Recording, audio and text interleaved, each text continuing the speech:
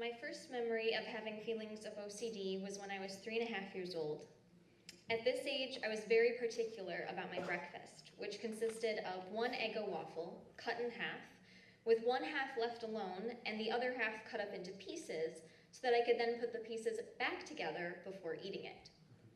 Although strange, it wasn't hard to make, and so my parents obliged. Shortly after my sister was born, we had someone start taking care of us during the day. My parents let her know about my breakfast ritual and gave her exact instructions on how to fix my waffle. Unfortunately, she did not follow those instructions. Instead, she cut up the entire waffle and spread the pieces around the plate in a way that made it too hard for me to put them back together. I was so overcome with distress, I absolutely could not eat that waffle. So I, a rule-following, clean-clothes-obsessed child, slammed my hand down on the plate, sending syrup and pieces of waffle flying everywhere. My first panic attack occurred in 8th grade on the day that our class counselor did a presentation on high school courses. I was completely terrified of going to high school, so much so that I had actually asked my mom to homeschool me. After the presentation, we were tasked with designing an academic plan for our entire high school career. Although this was only an exercise, my perfectionistic brain believed that the next 4 years of my life had to be decided right then and there. I chose my courses for freshman, sophomore, and junior years without too much of a struggle, but when it came to choosing between Calculus 1 and Calculus 2 in my senior year, I lost it. How was I supposed to know how smart I would be in 4 years? If I made the wrong choice that day, I was certain it would ruin the rest of my life. Sitting in my desk, I began to cry and hyperventilate uncontrollably. I truly could not breathe and had to be supported as I was walked down to the counselor's office.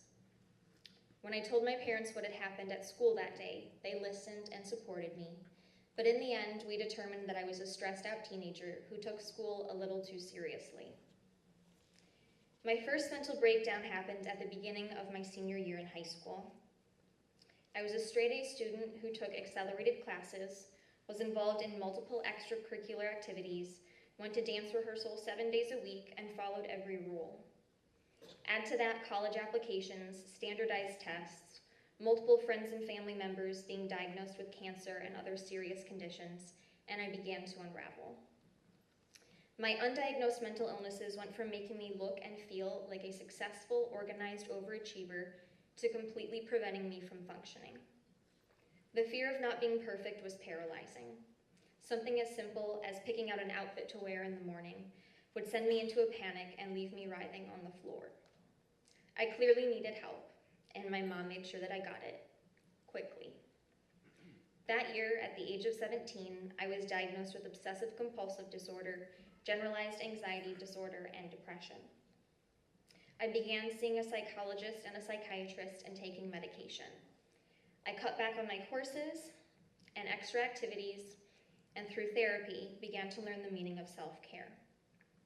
Since then, I've worked with a variety of therapists, have gone through countless medication changes, experienced an abusive relationship, went off of medication twice, was admitted to an inpatient program at a hospital, quit my job, and was diagnosed with post-traumatic stress disorder and obsessive-compulsive personality disorder. But in that time, I also graduated from high school and from college. I found a better career, bought a house, and have been dating a wonderful man for 5 years. I wanted to participate in this show to push my limits and do something that I could be really proud of. Sharing my story with you today is not what makes me proud, though. Talking about my experience as a person living with mental illness has never been hard for me. The reason I am proud today is because I was brave enough to write my story down. A significant portion of my anxiety revolves around writing. At the time I was diagnosed, simply looking at a blank sheet of paper was all it took to trigger a panic attack. As you can imagine, this made schoolwork and applying to colleges particularly difficult.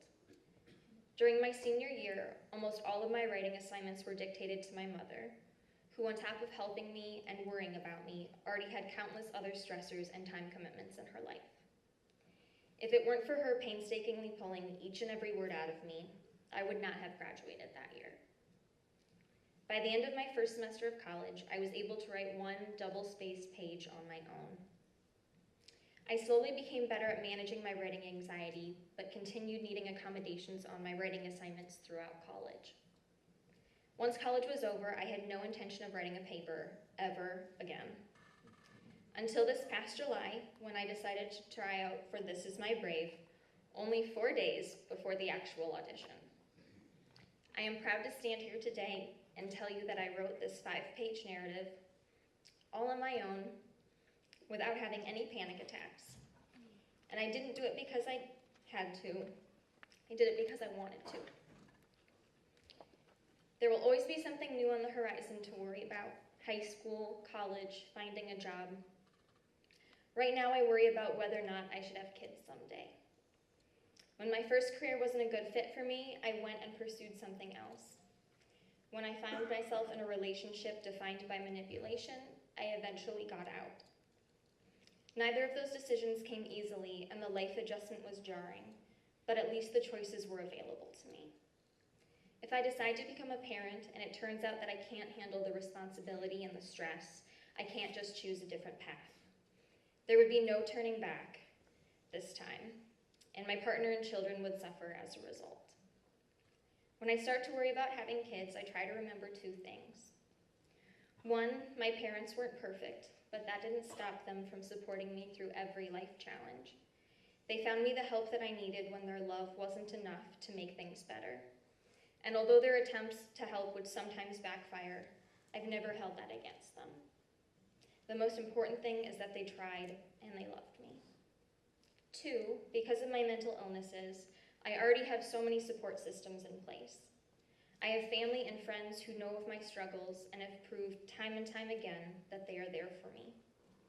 I have therapists who care about me and have guided me through the lowest points in my life. I have medication that helps keep me stable, and I have enough self-awareness to predict the pitfalls ahead and recognize when they've started to unhinge me. And now I have a 3rd thing to remember.